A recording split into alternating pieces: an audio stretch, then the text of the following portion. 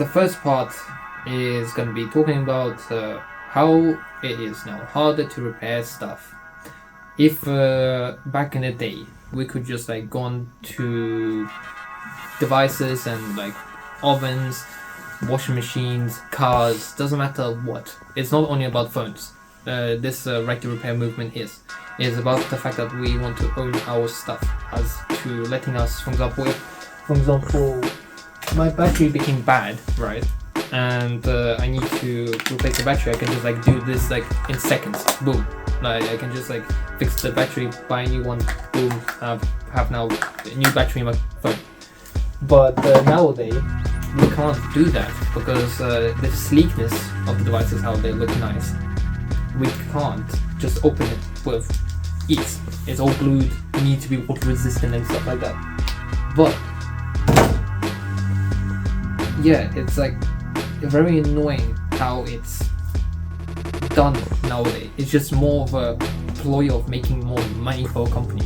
Because so this came in to our shop to be repaired, and this is a consumer laptop. So issue with consumer laptops, they made of pure garbolium that's like crap and awful. As you can see on this one, the hinge broke. I will probably do some b-roll of how the hinge looks, but it just looks awful. Now, why I'm an always advocate for enterprise or high-end gear, because here's my personal laptop, a ThinkPad I use personally. As you can see, the hinge didn't break, and I can do one of these magic shows that the normal laptop can't. And it's made of metal, and I can probably whack someone and nothing gonna happen. But let's say Lenovo aside, Dell Latitude, yeah, a bit older laptop, but for the almost same price, or even cheaper now, because it's a company laptop and enterprise, they get rid of these a lot, and you're gonna find them for dirt cheap, and this will last you. And worst case scenario, okay, you break the screen, easy to fix. You break the bottom, easy to fix. Or a bit more expensive, a prosumer. I know I'm holding a thing that's known for not being repairable, but the hinge on these never fail. What fails sometimes is the flex scale between the build quality, and like the quality that you get for what you pay is actually quite good for prosumer stuff. Or there's another one, instead of this one, a little bit of a magic switch. Instead of the MacBook Pro I got, I'm gonna do this. And the magic of working in a repair shop and also having broken things, we have a MacBook Air, the new ones. For the price of this that you currently can buy, also you can buy something like a consumer grade laptop. And which one gonna last you longer? Technically, this one will, as in like hinge wise and not gonna fall apart like this one did, as you can see. But which one is more repairable? This one, because you can buy parts for this. This one technically you could buy, but it's gonna be so ridiculously expensive to do. There's no point. So yeah, it's like a half-half win in the current situation of 2026. You pick not longevity but repairability, or longevity, and not repairability.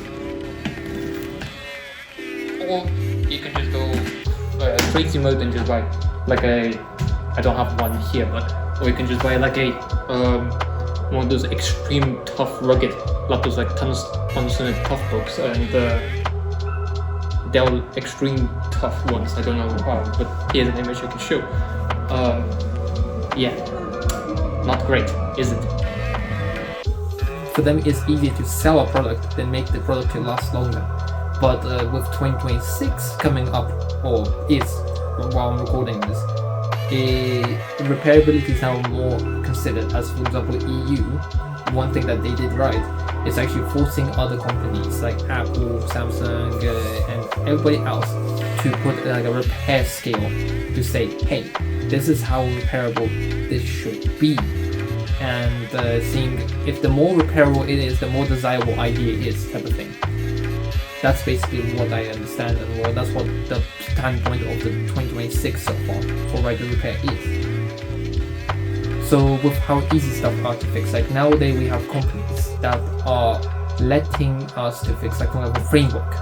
Those are amazing people who worked in like Lenovo, worked in like Dell and stuff like that.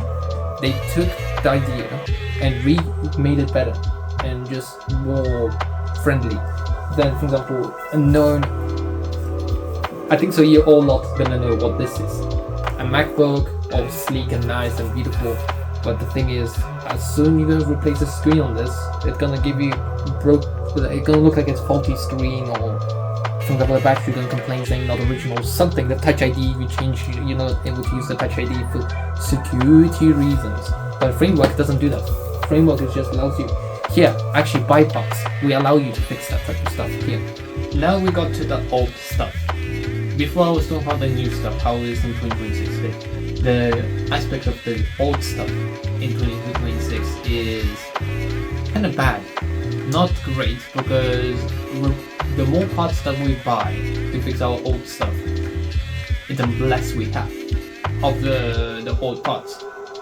So, and no one was producing them. Like for example, there was like a little factory in, I think it's Belarus or Russia, I think it's one of those two. They started the production of the Nixie tubes again to do replacement units for the cool, you know, the ones like in the show, tubes that look like orange letters and they look nice and beautiful. Yeah, those are called Nixie tubes, for your information. None of them are created nowadays, except this new factory just opened up to recreate them again, because people love them so much. And with repair parts of, let's say I have a tablet that is 10, 12 years old, I don't have the part anymore. Fortunately, I can't buy a new part anymore, and I need to use the old stock. But the old stock doesn't work out, because with the batteries, they're known to expand, and the chemistry in it is not made to sit for long on the shelf without charge or being used. So when we're talking about that type of stuff, let's say radios, for example, they use capacitors, and capacitors are known to leak. There was a plague happening like in 2001-ish, or like 2001 to 2005, that was known for having capacitors to leak. That means the power supplies go kaboom, the motherboards go kaboom, and everything else go kaboom, because, well, the acid that inside the capacitor is very acidic and very conductive. That's how it works. And with the old type of stuff, like with like paper capacitors on like the old radios, they're also very bad for that type of stuff, and so on and so on. But also doesn't help with old stuff that people love to just throw it out, or the companies try to make it look like it's not that good anymore, because it's not sleek, not nice, and not very. Actually, it's not a very sleek device, but for example, the MacBook, you can see how beautiful it looks and how nice it looks. And this is what the standard is nowadays, to look sleek and nice. But making the thing to look bulky and actually very good is very hard. Hard balance. Before we could, because we didn't care about the thickness. Now that we do care, so it's impossible. And I don't know what else I can talk about. So I think so. Let's end on the old parts.